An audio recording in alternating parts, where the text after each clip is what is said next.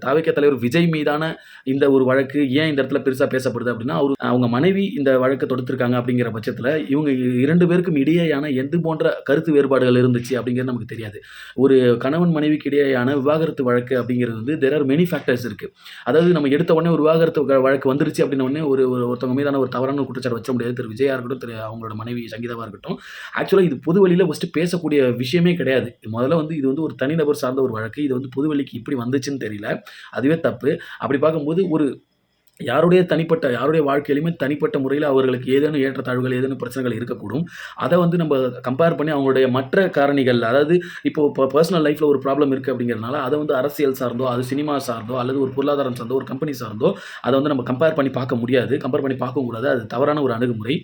இது போன்ற ஒரு தவறான உறவு வச்சிருந்தாங்க. வந்து கணவன் மனைவிக்கான ஒரு இடையேயான ஒரு பிரச்சனைகள் அப்படின்ற பட்சத்தில, அ விஐபியா இருக்கும்போது, செலிபிரிட்டியா இருக்கும்போது அவங்களுக்கு இது போன்ற பிரச்சனைகள் வரும். எடுத்துக்காட்டா நாம் தமிழர் கட்சி தலைவர் சீமான் அவர்களுக்கு வந்த பிரச்சனையா இருக்கட்டும்.